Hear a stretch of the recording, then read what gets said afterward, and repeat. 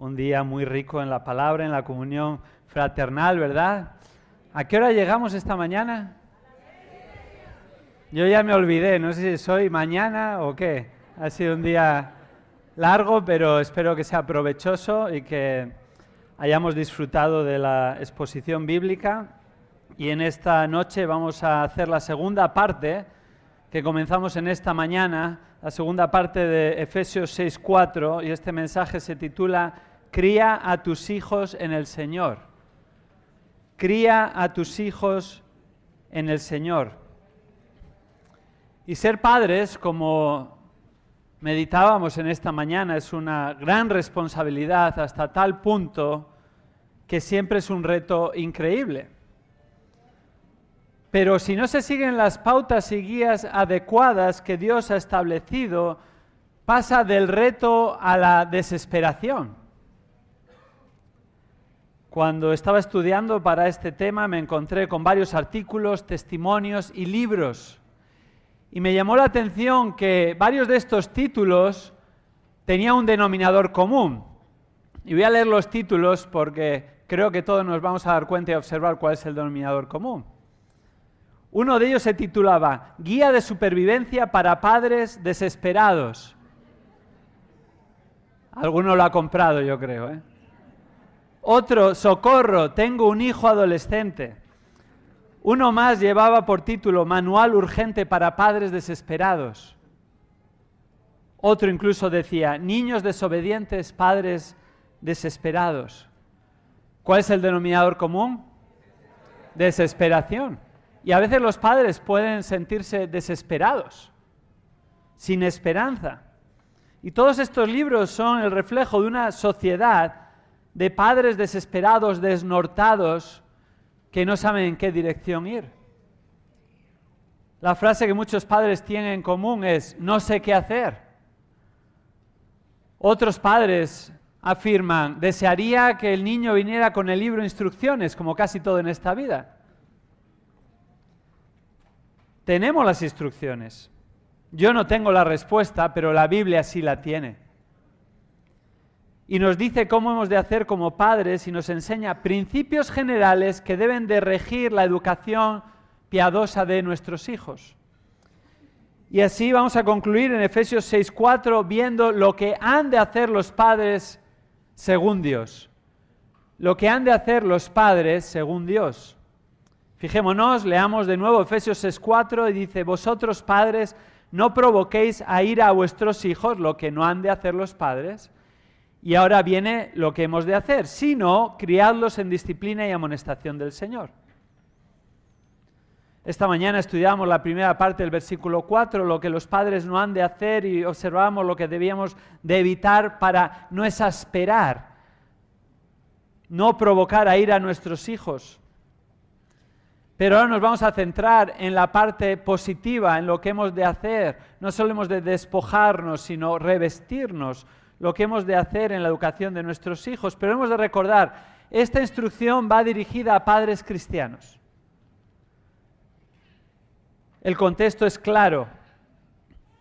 Nuevas criaturas en Cristo Jesús, has de nacer de nuevo para realmente poner en práctica estas instrucciones en el poder del Espíritu.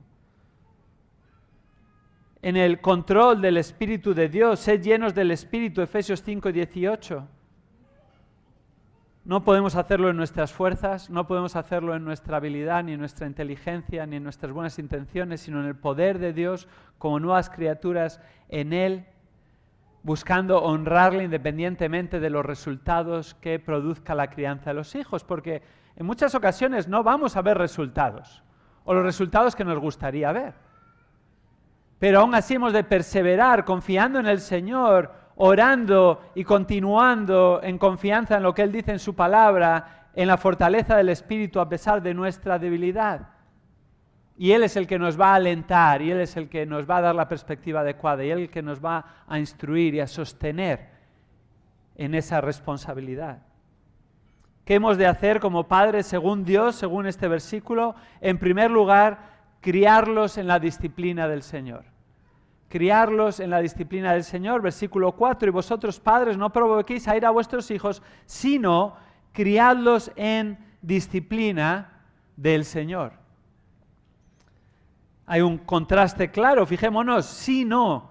Y es una expresión que es un contraste no normal, sino el más fuerte de todos. Es un gran contraste.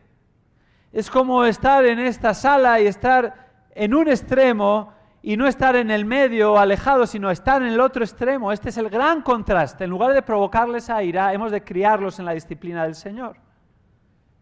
Criar, este verbo, aparece aquí en Efesios 5:29, precisamente, cuando afirma: nadie aborreció jamás a su propia carne, sino que la sustenta, traducido de distinta manera, y la cuida. Mismo verbo.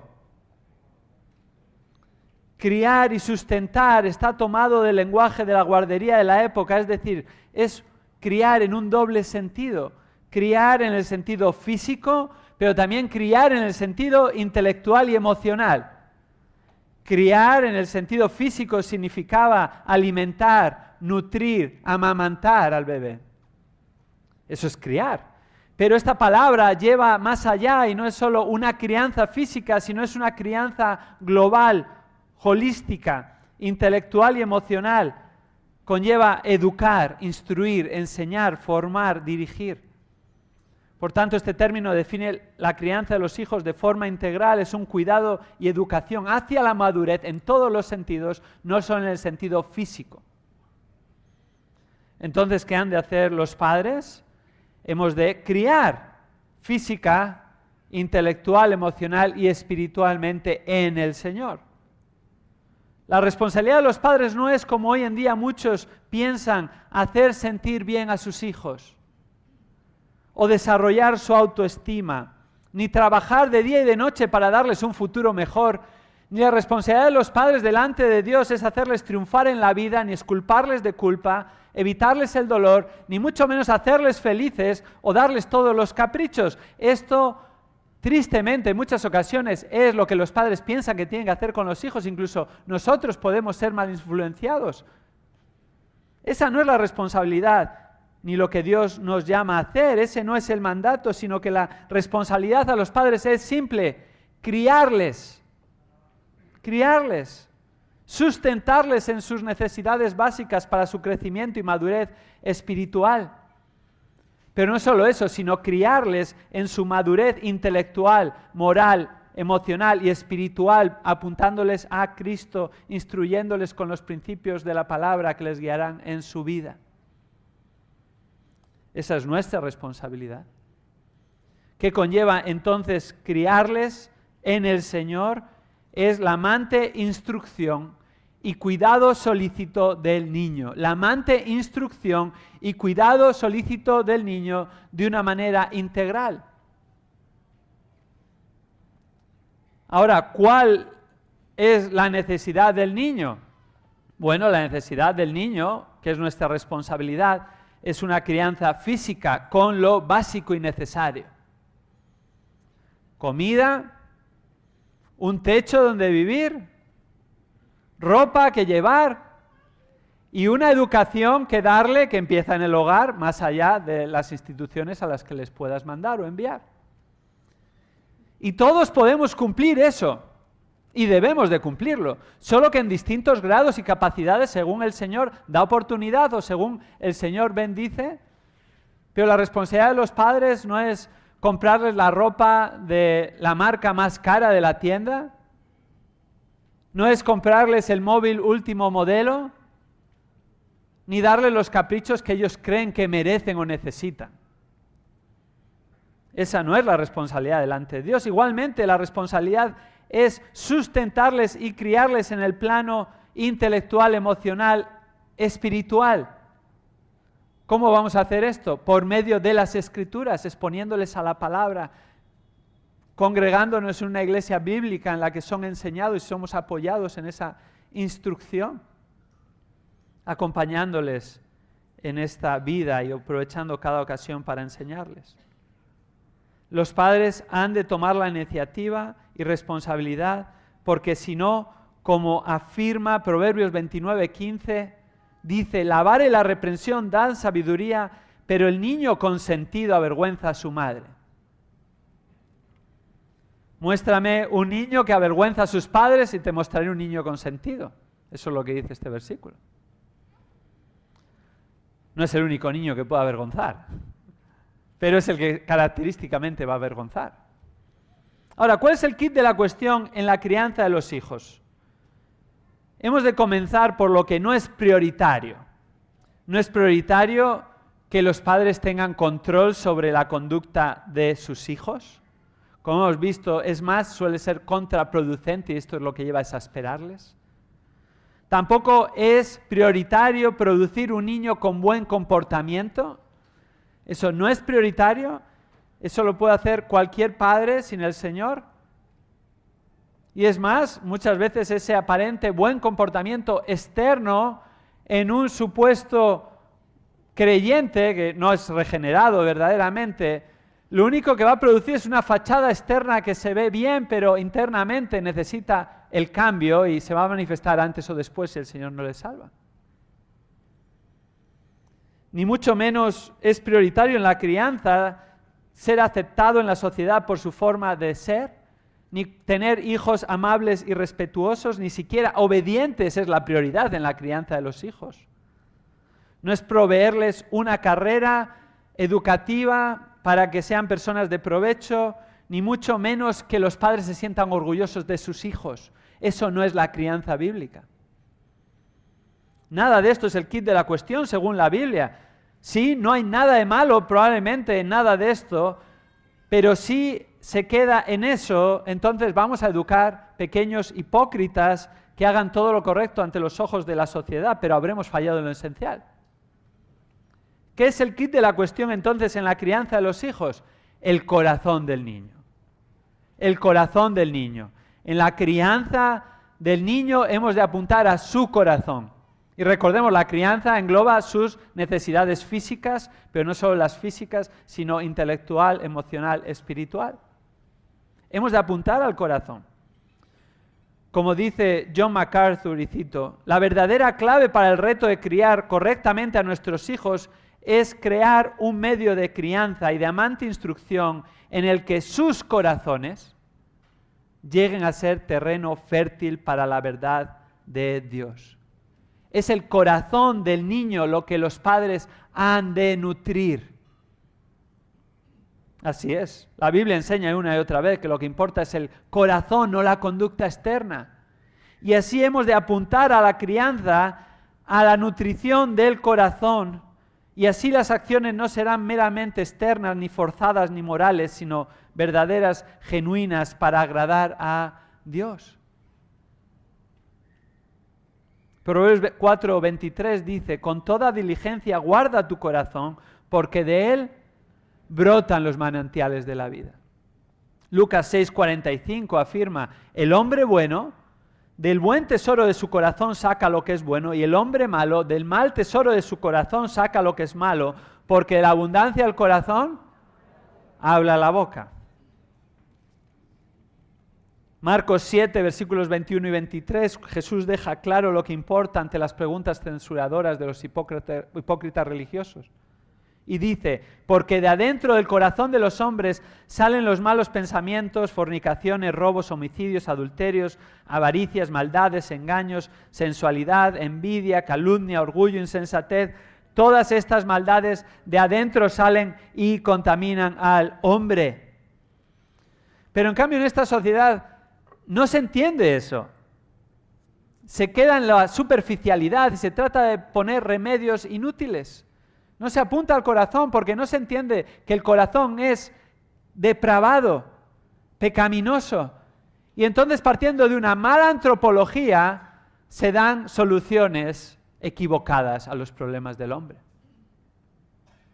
Recientemente, creo que todos fuimos testigos de un episodio que sucedió en Estados Unidos que conmocionó a la nación y al mundo.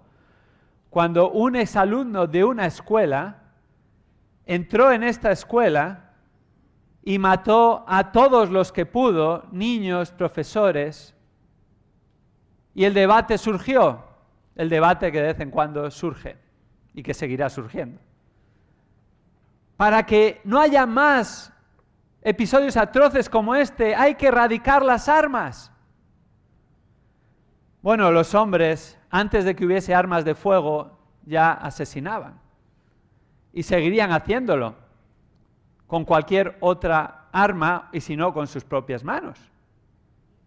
El problema no es qué arma se utiliza, el problema es el corazón de la persona que está detrás de ese arma, porque si ese arma tú lo dejas aquí y nadie lo toca, no va a matar a nadie.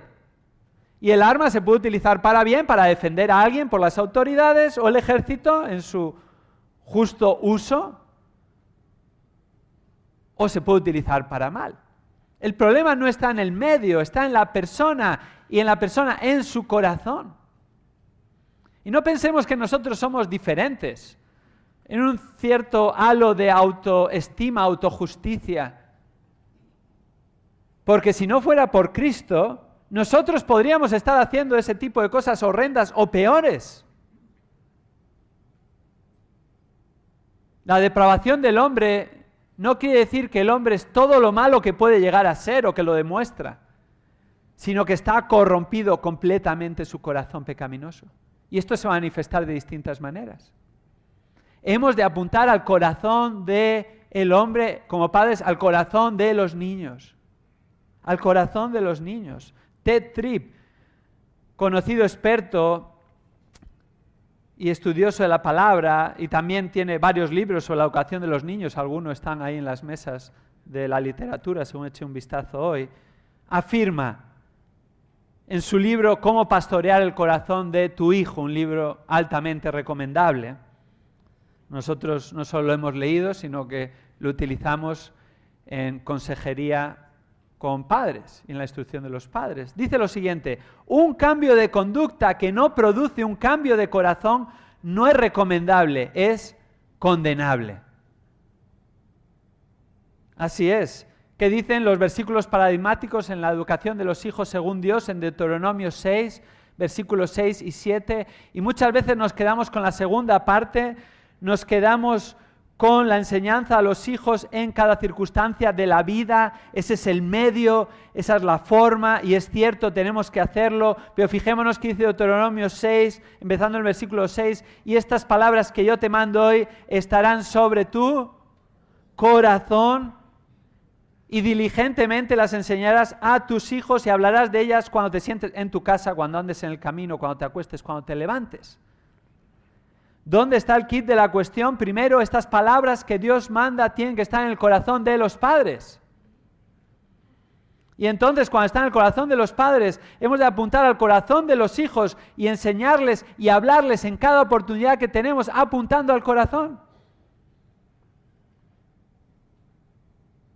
¿Cómo podemos hacerlo? ¿Cómo podemos verdaderamente criar a nuestros hijos según Dios? El texto continúa. Versículo 4. Criadlos en disciplina del Señor. Disciplina del Señor. Esta palabra disciplina describe tres aspectos en la educación de los hijos. Describe guía, describe instrucción, describe disciplina tanto positiva como negativa. En realidad, en la mayor parte de las ocasiones que aparece se refiere a la instrucción, instrucción general. Una disciplina sin instrucción no es disciplina bíblica. Por ejemplo, en el Antiguo Testamento, en Proverbios 1:7 afirma: los necios desprecian la sabiduría y la instrucción, palabra homónima en la Septuaginta. Proverbios 1:8 dice: oye, hijo mío, la instrucción de tu padre y no abandones la enseñanza de tu madre. Ahí se está utilizando en la traducción griega del Antiguo Testamento en hebreo la misma palabra exactamente. Proverbios 4:1: oíd, hijos, la instrucción de un padre y prestad atención para que ganéis entendimiento. Proverbios 8:10: recibid mi instrucción y no plata y conocimiento antes que el oro escogido. Aparece hasta 57 veces esta palabra en el Antiguo Testamento. Y el énfasis principal es instrucción, por eso se traduce como instrucción. Como padres estamos llamados a instruir a nuestros hijos, y esta palabra instrucción no se refiere tanto a un aspecto académico o verbal, sino a la aplicación del conocimiento. La aplicación del conocimiento es una instrucción basada en la actividad, en respuestas adecuadas ante las situaciones de la vida. ¿De qué valdría entrenar a un cirujano teóricamente si nunca se le entrenase en la práctica? Yo no querría que ese cirujano me operase. ¿No es así? Y cuanta más práctica tiene, si la ejerce bien, mejor cirujano será, ¿no es así? Esa es la instrucción que realmente está hablando aquí. La disciplina en este contexto entonces es la instrucción, es la educación, y se refiere a la instrucción del Hijo, y esto conlleva una instrucción mediante la palabra de Dios, que conlleva en ocasiones corrección.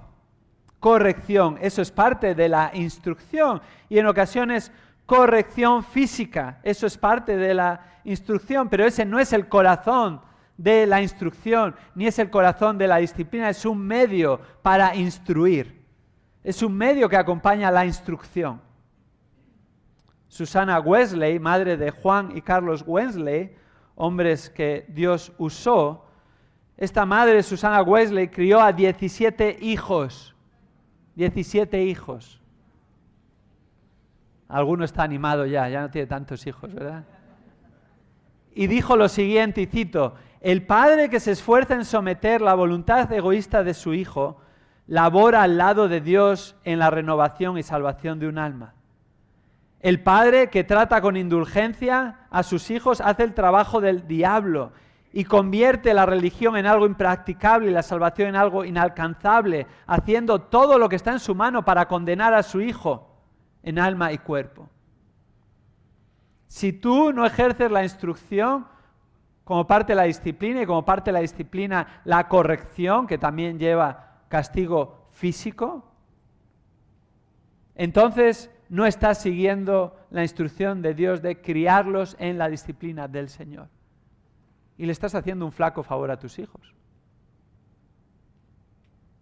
La corrección y la disciplina son partes ineludibles de la instrucción y de la crianza. Proverbios 13:24 afirma: el que escatima la vara odia a su hijo, mas el que lo ama lo disciplina con diligencia. ¿Vemos ahí el contraste?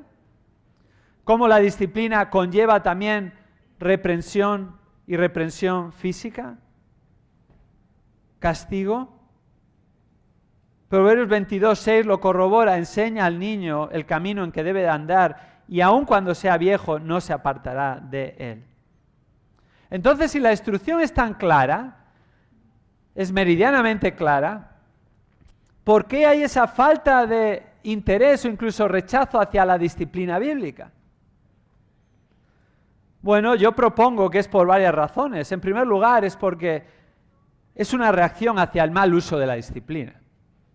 Es una reacción hacia el mal uso de la disciplina. Sin lugar a dudas, ha habido mal uso y abuso de la disciplina en numerosas épocas. De hecho, en la primera mitad del siglo XX, los hijos eran gobernados severa y ásperamente, y se decía que los niños debían de ser vistos pero no oídos. Y después de un tiempo, a partir de mediados del siglo XX, hubo una actitud reaccionaria hacia tal disciplina brutal, y su mal uso provocó irse al otro lado de la balanza, caer en lo opuesto, ausencia total de disciplina, y las escuelas pedagógicas y psicológicas y sociológicas empezaron a desarrollar ya desde mediados del siglo pasado lo que hoy en día estamos viviendo en todo su esplendor, y que finalmente va a cambiar con el tiempo, porque evidentemente la sociedad que está produciendo, aún los incrédulos se van a dar cuenta, ese no es el camino. Pero ¿qué van a hacer? Van a buscar otra fórmula en la sabiduría humana. Van a tratar de encontrar algún remedio según su propio entendimiento, en lugar de acudir a la sabiduría de Dios. Y nosotros, como hijos de Dios, ¿dónde vamos a acudir? ¿Qué vamos a hacer? Que se haya usado mal la disciplina no anula la vigencia de este mandato. Incluso si tú has sido víctima de abusos físicos con una disciplina brutal, no anula la enseñanza de Dios, porque eso ha sido una mala representación. Esa no es la disciplina según Dios. Y se entiende si alguien ha vivido esa situación terrible, que se ha vivido más de lo que imaginamos. Y tristemente, a lo largo de años de experiencia pastoral y de consejería bíblica, no dejo de sorprenderme de lo que son capaces los hombres en su corazón malvado, especialmente con niños que están totalmente indefensos. Y es terrible. Pero la palabra no nos llama a confiar en los hombres. Tal vez has tenido un padre violento, agresivo, injusto, que te gritaba, que te pegaba, que vivía airado, incluso que te daba palizas. Incluso podría justificarlo diciendo, te estoy disciplinando, como la Biblia dice, pero es que esa es una mala representación. Eso no es lo que la Biblia enseña, eso es condenable. Pero nuestro Padre Celestial no nos disciplina, ¿sí? Y ese es nuestro modelo a seguir. Y así no hemos de dejar en nuestra mente ese mal ejemplo que tal vez hemos vivido, hemos experimentado, sino hemos de ver cómo Dios define la disciplina bíblica y confiar en Él y tratar de representar y aprender cómo instruir a nuestros hijos con la disciplina del Señor. No solo hay esta falta de interés y rechazo a la disciplina por una reacción hacia el mal uso de la misma, sino también debido a una antropología equivocada. Debido a una antropología equivocada, es decir, un entendimiento errado, tergiversado y falso del hombre. No se entiende y no se comprende y no se reconoce que el hombre es pecador. Los niños son pecadores. Hoy en día, términos tales como justicia, verdad, derecho, rectitud, no son utilizados ni valorados por la sociedad. En su lugar, palabras como paz, felicidad, gozo, placer, tolerancia, son idolatradas. ¿Por qué sucede esto? Porque el hombre se cree bueno y cree que puede alcanzar la bondad aparte de Dios. Y se rechaza la pecaminosidad del hombre, incluso en ambientes llamados cristianos.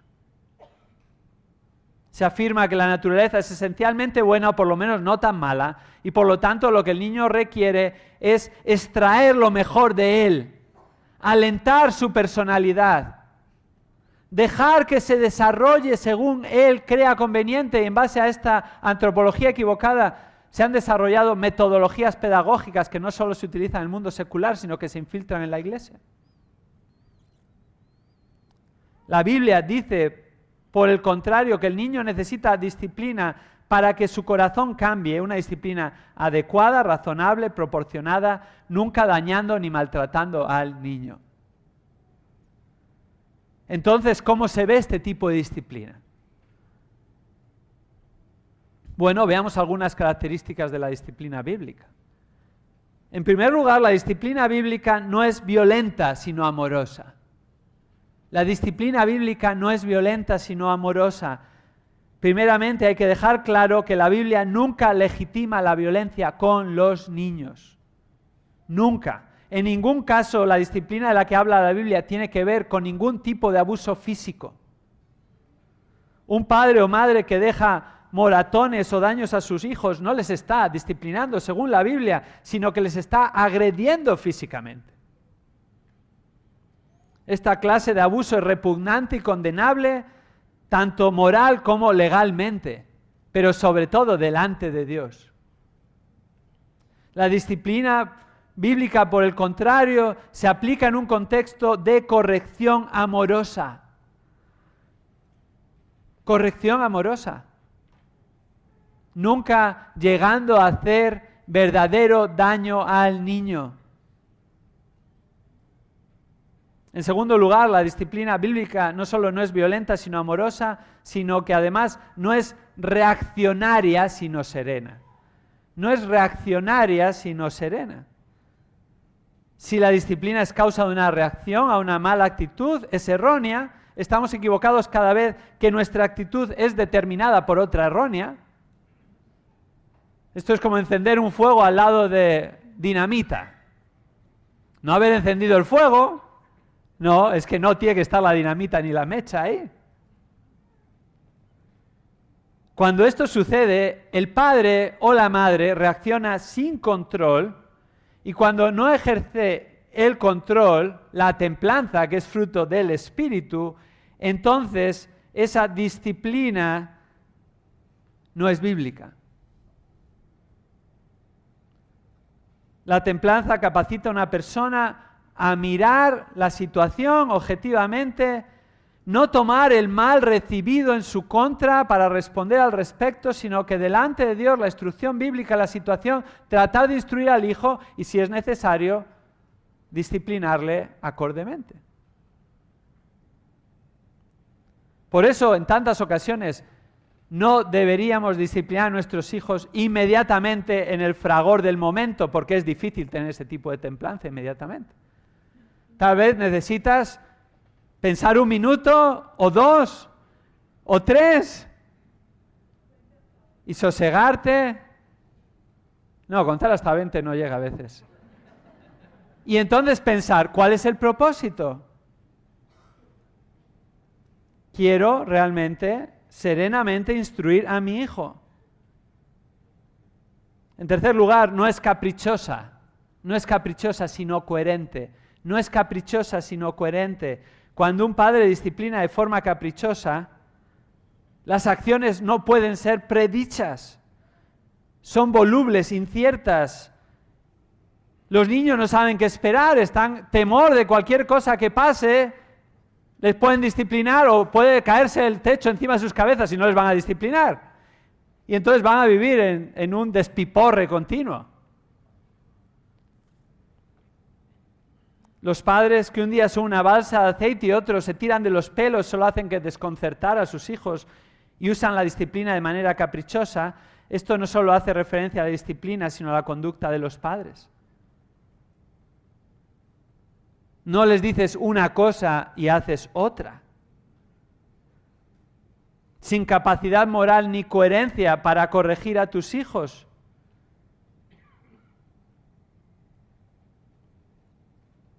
En cuarto lugar, la disciplina bíblica no es irracional, sino comprensiva. No es irracional, sino comprensiva.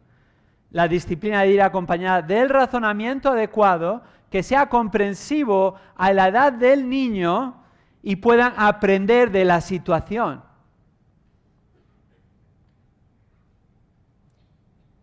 La disciplina conlleva mayormente instrucción, recordemos. Entonces, no tenemos que disciplinar irracionalmente, sino comprensivamente, que entiendan los niños qué han hecho, por qué está mal delante de Dios, qué dice la Biblia al respecto, por qué van a ser disciplinados y cuál es la meta de la disciplina. Eso lleva tiempo, ¿verdad? Eso lleva trabajo. Pero ese es el medio de hacerlo.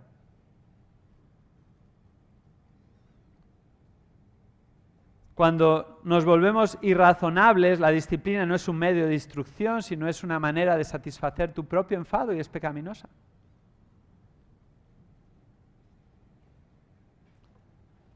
Esta es una manera de probar si has disciplinado a tus hijos comprensiva y racionalmente.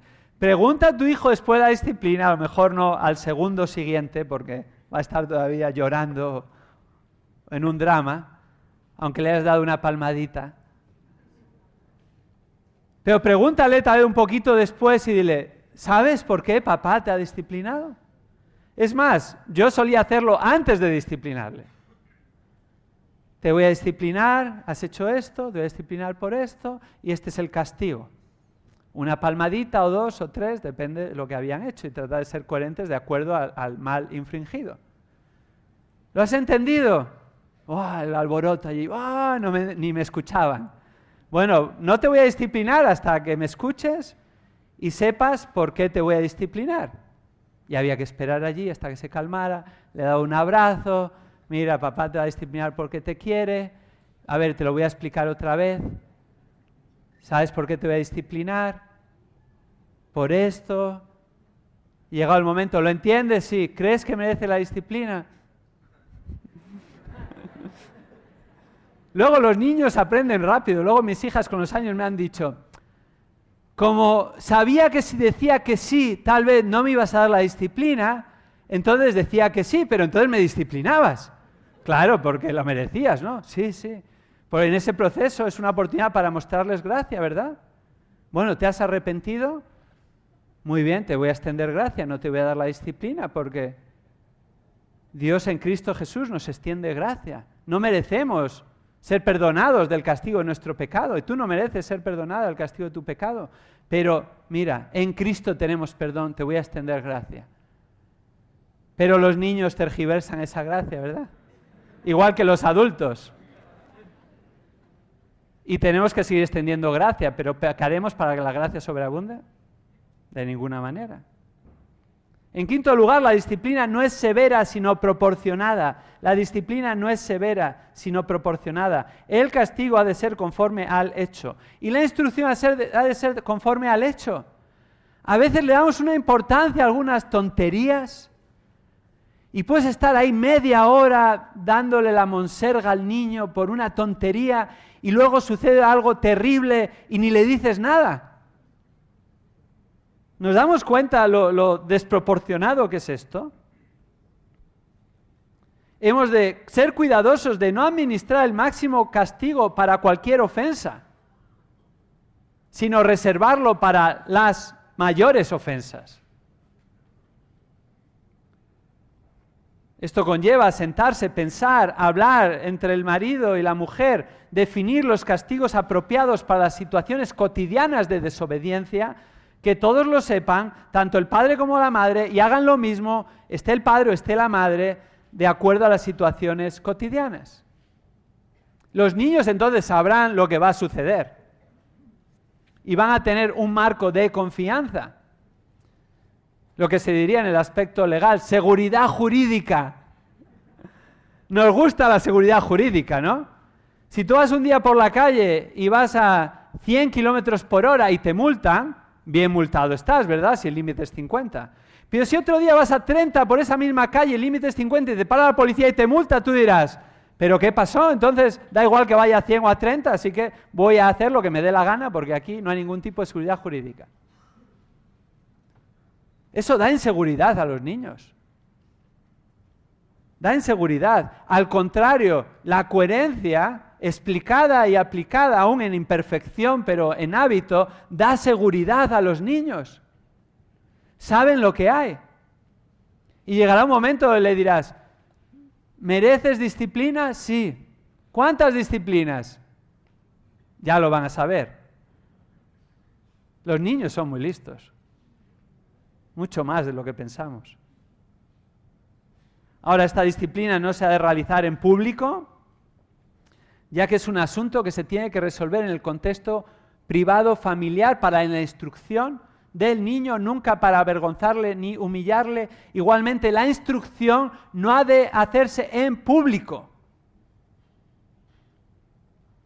sino en un contexto de seguridad y privacidad, entendiendo que mi propósito es instruirte, no humillarte delante de tus amigos, delante de los demás, no ponerte en vergüenza, no amenazar. Ya hablaremos cuando lleguemos a casa. Todo el mundo sabe lo que significa eso.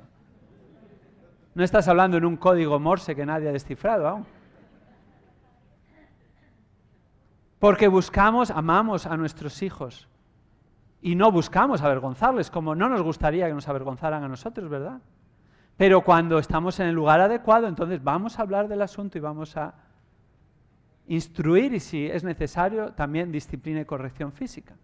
Y esto presenta desafíos, ¿verdad? Especialmente cuando los niños son pequeños y estás fuera del hogar y tienes que llegar a casa y estás lejos y vives en Bogotá y tardas muchísimo por el tráfico, ¿verdad?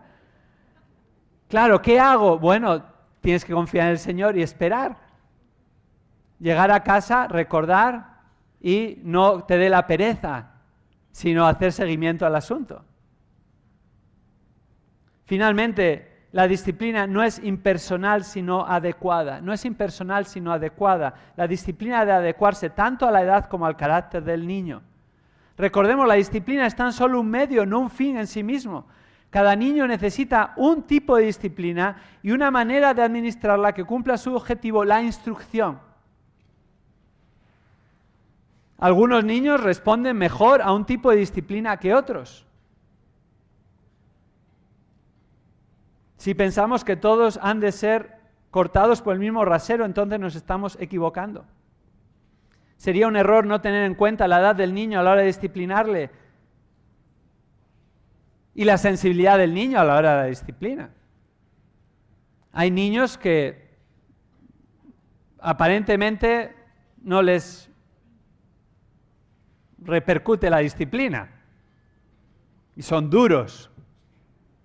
Se caen del árbol, no lloran. Otro se tropieza y ya está llorando. Igual en la disciplina, estás instruyendo y a lo mejor simplemente le dices que le vas a disciplinar y ya se hace un flan. Y solo con hacer así, ya se derrite. Bueno, tenemos que conocer a nuestros hijos. El propósito es la instrucción. Nunca dañarles, pero sí que entienden que hay una consecuencia. Y entender también que un azote en el culo está pensado exclusivamente para la época de la niñez. En España se puede decir esa palabra.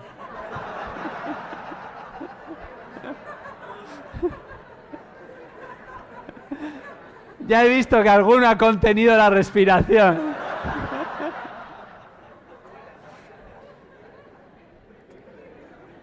Bueno, hermanos, un azote donde la espalda pierde su nombre.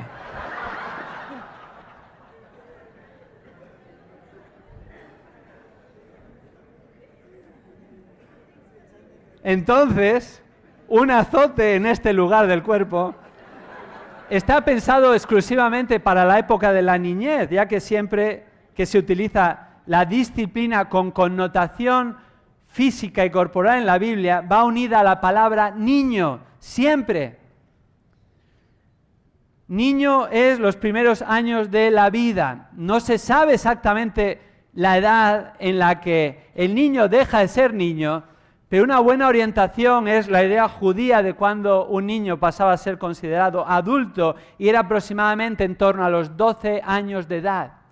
Aproximadamente, tampoco eso quiere decir que es esa edad, puede ser, hay niños más infantiles a esa edad, hay otros más maduros, pero yo soy partidario que después de acabar la primaria, en España se acaba con 12 años, no se debería dar disciplina física, pero tiene que haber disciplina en otro medio de castigo y reprensión.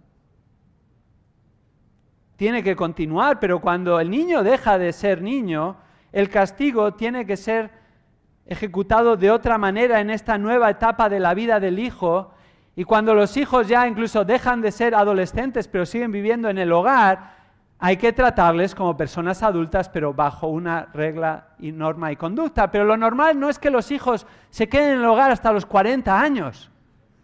¿Eso pasa aquí en Colombia?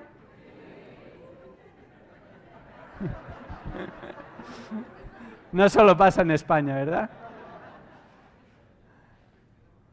No disciplines a tus hijos de 40 años donde la espalda pierde el nombre. Pero tampoco les tienes que tratar como adolescentes. Deberían estar ya fuera de casa, ganándose la vida y pagando su lugar, haciendo sus tareas. Hay casos terribles, no solo viven en casa los padres, la madre les hace la cama con 40 años. La comida, les plancha la ropa y todavía ingratos hacia la madre.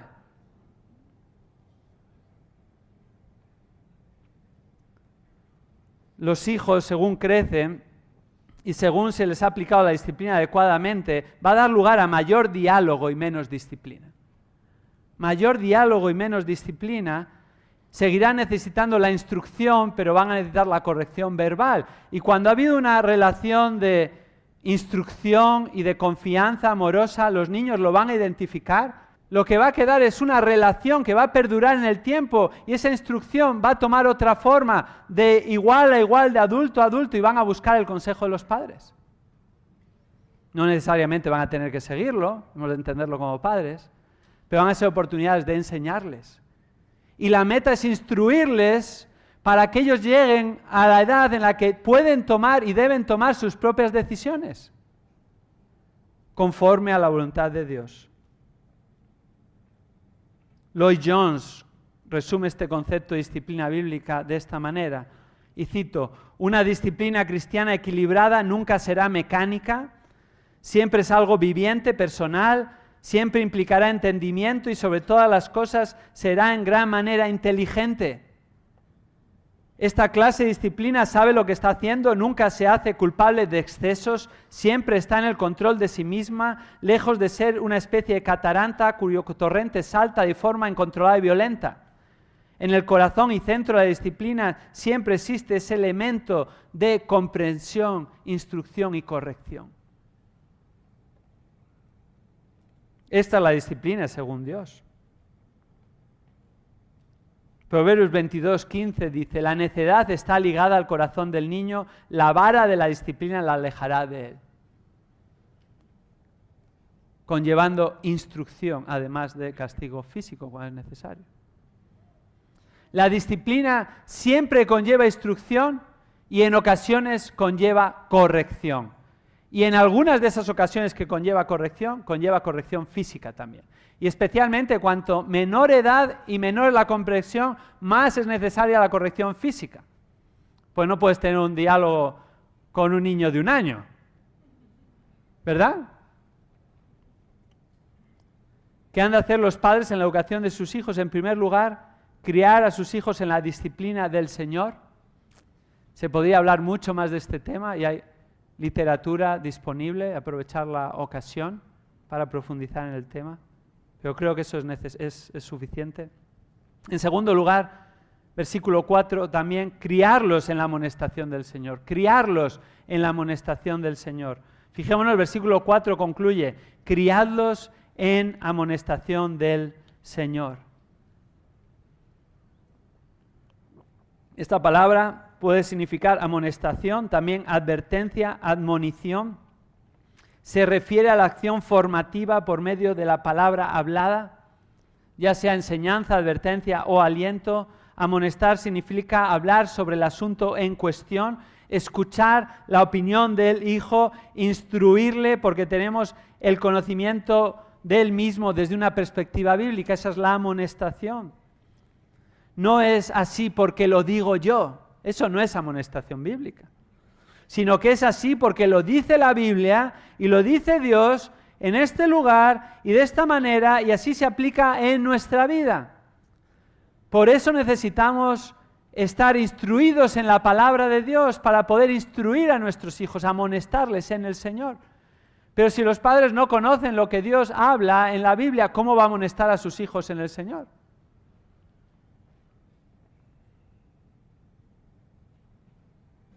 La amonestación ahora no es solo hablar, sino advertir también.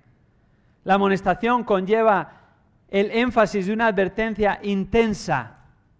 Una advertencia intensa. ¿Recordamos el caso de Elí y sus hijos? Los hijos de Elí estaban en pecado de tal manera que el primer libro de Samuel 2:17 afirma que era muy grande delante del Señor el pecado por la forma que manejaban los sacrificios como personas que no conocían al Señor. Y Elí no amonestó a sus hijos, aunque habló con ellos. Una lectura superficial del pasaje nos puede dar a entender que les amonestó, no fue así. Primer libro de Samuel 2:24 dice, esto es lo que les dijo, no hijos, porque no es bueno el informe que oigo circular por el pueblo del Señor. ¿Qué tipo de amonestación es esa? Para un pecado tan serio. Esto no es una amonestación según la palabra, más bien es una observación, es una sugerencia. Y de hecho, por si queda alguna duda, primer libro de Samuel 3:13 deja claro la opinión de Dios al respecto. Y cuando se dirige a Samuel y le dice que Elí no lo reprendió a sus hijos, a pesar de haber hablado con ellos y darles su opinión al respecto. No les reprendió, no les amonestó. La falta de amonestación fue nefasta. Ovni y Fine, sus hijos, murieron en un día. La casa de Elí, en lugar de andar perpetuamente delante de Dios, fue desechada. El Señor dijo que cortaría los balones de su familia y a los que no cortara delante de él sería para que sus ojos se consumieran llorando y su alma sufriera. Finalmente su casa fue humillada mientras Israel era colmada de bienes y la iniquidad de su casa no sería expiada jamás. ¡Wow! Dios se tomó en serio ese pecado. Y ante la falta de amonestación de sus hijos, tuvo que tomar cartas en el asunto seriamente. Tremendas consecuencias como resultado de no amonestar a sus hijos cuando estaban pecando claramente. Gracias a Dios que este no es el estándar, porque si no, no estaríamos ninguno de nosotros aquí hoy con vida, ¿verdad? Gracias a Dios que hoy estamos en Cristo, pero ¿sabes qué? Cristo pagó por nuestros pecados. pagó por nuestros pecados en la cruz del Calvario y pagó recibiendo la santa ira de Dios sobre él, porque el pecado es serio. Dios se toma en serio el pecado hasta tal punto que su propio Hijo murió en la cruz por nuestros pecados y Él pagó por nuestros pecados. Alguien pagó por nuestros pecados. La salvación no es gratuita, la salvación tuvo un alto precio, la sangre de Cristo. Ahora la salvación es por gracia, por medio de la fe. Pero la salvación no fue gratis. Alguien pagó. ¿Quién pagó? Jesucristo. Hemos de amonestar a nuestros hijos, tomar en serio que están pecando contra Dios y corregirles. Hemos de asumir nuestra responsabilidad, es la responsabilidad de los padres, no de la escuela dominical. No hemos de delegar esta responsabilidad de amonestar. La mayor influencia en la educación ha de estar en el hogar, en lugares donde se ha de explicar, rebatir, donde se ha de amonestar, en un clima de amor, en un clima de confianza, en un clima de seguridad, pero aún así mostrando la seriedad del pecado.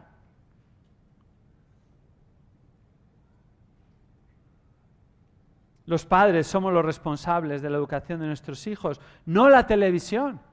Hay padres que dejan a sus hijos delante, ya no de la televisión, de la tableta, ¿verdad? De la tablet, del móvil. Y vas a los restaurantes y los niños están allí con el móvil, ahí medio hipnotizados, para que les dejen comer tranquilos. No hay nada de malo en utilizar estos medios alguna vez, pero cuando ya es la niñera y cuando ya están siendo educados por todo tipo de cuestiones que no son neutrales, aún en los dibujos más inocuos hay mala instrucción. Yo recuerdo que cuando mis hijas querían ver algo, me sentaba con ellas y veía el primer episodio. Con eso era suficiente. Ya sabes por dónde va a ir. Bueno, puedes verlo, no puedes verlo. Aún hoy en día, ciertas cuestiones, aún con la edad que pueden tener o no, nos sentamos, lo vemos juntos y decimos, esto es algo que es provechoso, ¿no?, para nosotros. Si ya sabemos de antemano que no, directamente no lo vemos. Pero lo sorprendente es que hasta dibujos como Peppa Pig, ¿conocéis Peppa Pig? Todavía está de moda Peppa Pig, todavía se usa. Es increíble, ¿quién era el tonto siempre en esos dibujos? El padre. ¿Quién siempre resolvía todas las cosas y tenía la autoridad en la casa? La madre. Están siendo mal enseñados aún por medio de esos dibujos. Ese no es el modelo bíblico. No digo que no lo puedan ver, pero siéntate, míralo y habla con tus hijos y diles, ¿te das cuenta que ahí están mostrando al padre de esta manera y a la madre de esta manera? ¿Y qué dice Dios en la Biblia acerca de eso? Sí, sí. Bueno, ahora que ya sabes eso, puedes seguir mirándolo. O no, depende de lo que sea, o si tiene entendimiento suficiente. Hemos de utilizar cada instrucción, la televisión, los medios de comunicación, el internet, no tienen que educar a nuestros hijos. Si hacemos eso, no estamos criándolos en la amonestación del Señor. La amonestación del Señor conlleva aprovechar cualquier ocasión.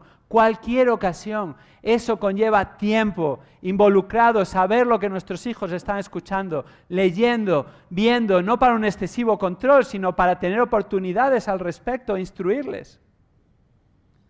Deuteronomio 6 no es un proceso mecánico, no es un ejército, sino que es una familia que interactúa en el día a día y que aprovecha cada ocasión para instruir, para amonestar.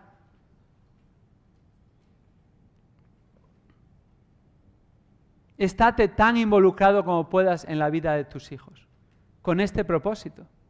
Y si lo haces desde bien pequeñitos, serás bienvenido cuando sean mayores también.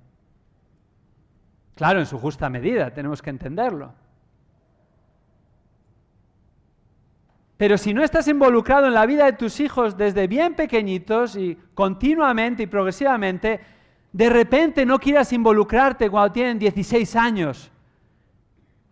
Gracias a Dios hay esperanza y gracias a Dios se puede, en la gracia del Señor. Pero si tienes niños pequeños, no esperes hasta entonces. Involúcrate desde bien pequeñitos. porque entonces tendrás oportunidades para amonestarles en el Señor.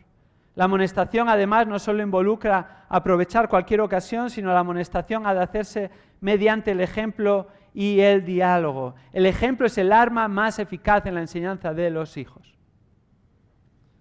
Si en nuestro hogar vivimos característicamente según el Espíritu, eso los niños lo verán. Si vivimos según la carne, eso los niños también lo verán. Podrás engañar a todos, pero no vas a engañar a tus hijos que viven contigo en tu casa. Si en nuestra vida crecemos en el fruto del Espíritu, entonces habrá un clima de amonestación piadosa característico, aunque en ocasiones fallaremos y pecaremos. ¿Y qué haremos cuando fallemos y pequemos? ¿Nos arrepentiremos? ¿Lo confesaremos? Y si ha involucrado a nuestros hijos, ¿lo confesaremos a ellos también? Y será una oportunidad y una muestra y un ejemplo también de un arrepentimiento que busca la gloria de Dios, porque los papás también pecan. Y necesitan la gracia de Dios y necesitan a Cristo, y es un ejemplo de gracia a los hijos que necesitan igualmente a Cristo. Pero si eres un padre o una madre que nunca pide perdón, entonces ¿qué muestra es esa de un pecador arrepentido? ¿Nunca te has equivocado? ¿Nunca has hecho mal? ¿Nunca has gritado a tus hijos? ¿Nunca les has disciplinado de una manera que no es piadosa? Cuando lo hacemos, hemos de arrepentirnos y hemos de confesarlo a nuestros hijos. Si ellos han sido parte del asunto. Si no han sido parte del asunto, entonces no. Delante de Dios, pero también las personas involucradas. La amonestación conlleva no solo ejemplo, sino diálogo. Esa conversación es la esencia de la amonestación. Oportunidades para hablar. ¿Cuándo hablas con tus hijos? ¿Comes con tus hijos en alguna ocasión? ¿Con el propósito de hablar? Tú buscas la conversación, haces las preguntas y muchas veces no quieren hablar. Bueno, vas a seguir preguntando, a seguir hablando. Aprovechas ocasiones que tal vez les tienes que llevar en el coche a un sitio o a otro para hablar, para preguntarles acerca de su día. La mayor parte de las veces van a ser, ¿qué tal hoy? Bien. ¿Hiciste algo especial? No. Y hay que seguir sacando ahí con pinza, poco a poco. Y de repente, ¡pum!, sale una conversación de la nada y ahí está la oportunidad. Perseveremos en amonestar. Finalmente, esta amonestación ha de ser del Señor, ha de ser del Señor. La centralidad de Dios ha de ser obvia. Esta amonestación ha de venir del Señor, no de nosotros, no nuestras ideas, no nuestras preferencias, no nuestros gustos, no nuestras tradiciones, no lo que esperan los demás, sino del Señor. Del Señor.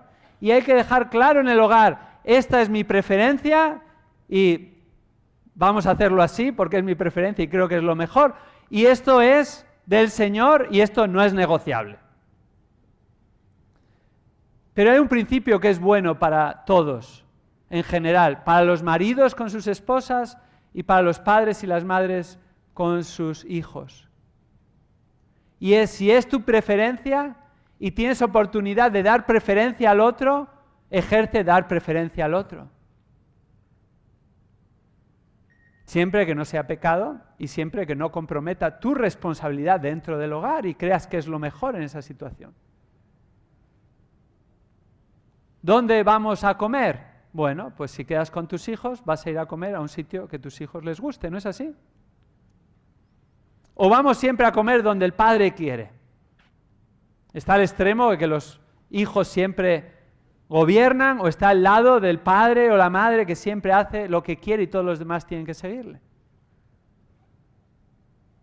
Eso no es del Señor, eso es de nosotros. Y eso es solo un ejemplo porque hay multitud de ejemplos al respecto. Cuando somos egocéntricos y le ponemos el nombre del Señor, no, del Señor es lo que la palabra afirma. Hemos de ser siervos en el hogar también a nuestros hijos. Hemos de sacrificarnos según la palabra nos enseña.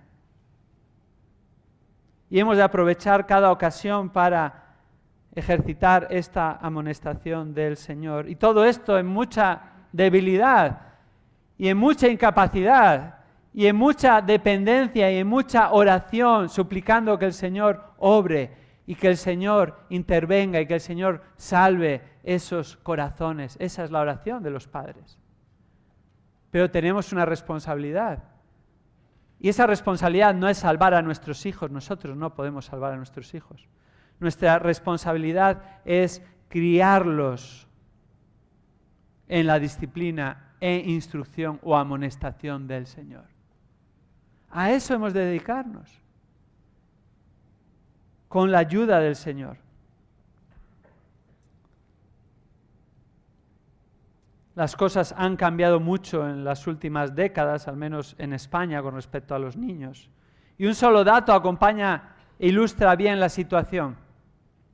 La tasa de natalidad en mi país, que hace 50 años rondaba el 20 por 1000, ahora está alrededor del 7 por 1000 habitantes. De hecho, el último año que se registró esta tasa, tuvo un registro, la cifra más baja desde la posguerra de la guerra civil, cuando la gente no tenía hijos porque la situación era totalmente precaria, acaban de salir de una guerra. Es más, noticias que salieron hace un tiempo, apareció en un periódico de tirada nacional, incluso más allá de nuestras fronteras, decía que un responsable de una organización contra el cambio climático afirmaba que en el planeta había demasiados emisores de CO2. Así definía a los seres humanos. Y por lo tanto, él decía, la pareja que decide tener un tercer hijo es una amenaza al equilibrio ambiental. Sí, nos parece una locura, pero la cosa va de mal en peor. Es un sinrazón. Dios dice que los hijos son una bendición, tanto el primero, el tercero, el quinto, el 17, los que el Señor te dé, pero también hay que ser sabios al respecto. ¿Cuántos voy a poder criar en la disciplina y amonestación del Señor? Me encantó algo que dijo Fernando en su exposición acerca del sometimiento en el matrimonio. Y es, si estás y eres soltera y estás aquí, antes de casarte, responde a esta pregunta: ¿estoy dispuesta a someterme a este hombre? Según la palabra enseña, porque eso es parte del pacto matrimonial según Dios. Ahora, si eres padre y estás aquí, o si estás casado y estás aquí y tienes un hijo, dos más, no tienes ningún hijo y deseas tener más hijos, responde a esta pregunta. ¿Estoy dispuesto y estoy comprometido a criar a mis hijos en la instrucción, en la disciplina, la amonestación del Señor, y voy a criar el número que tengo y sé lo que conlleva y el tiempo que tengo que dedicarle? Más si vas a vivir mejor o peor, si vas a poder comprarles estas zapatillas o las otras, eso es secundario. Y con los hijos que el Señor te ha dado, Él te dará la gracia para hacerlo, pero tienes que estar comprometido con esto y tomar decisiones al respecto. Y esta es una prioridad ineludible, este es un mandato bíblico. Hay muchas otras cosas que vas a tener que decir que no y vas a tener que pasar de ellas. Pero de esto no podemos pasar porque es un mandato bíblico. Entonces, seamos conscientes de la bendición que son los hijos, pero también la responsabilidad. Esto no es para tener menos hijos, sino es para tener hijos para la gloria de Dios y criarlos conforme a como Dios nos instruye responsablemente. ¿Estamos dispuestos a ser padres según Dios? Que el Señor nos fortalezca, que el Señor nos instruya, que el Señor nos dé la gracia. La necesitamos. Ser padre es una de las cosas que el Señor utiliza para nuestra santificación, para nuestra humillación. Uno cuando vive soltero piensa que es mucho mejor de lo que es, hasta que se casa y se da cuenta que es más pecador de lo que pensaba aún. Hasta que vienen hijos y entonces dices, no soy tan espiritual como pensaba, me falta muchísimo más. ¿No es así? Pero qué oportunidad que el Señor nos da para depender de Él y para disfrutar de su gracia y para aferrarnos a su instrucción y para agradecer a Cristo que aún a nosotros, padres imperfectos y pecadores, no solo nos ha salvado, sino que además nos bendice con toda bendición espiritual y con toda bendición material, incluso con hijos.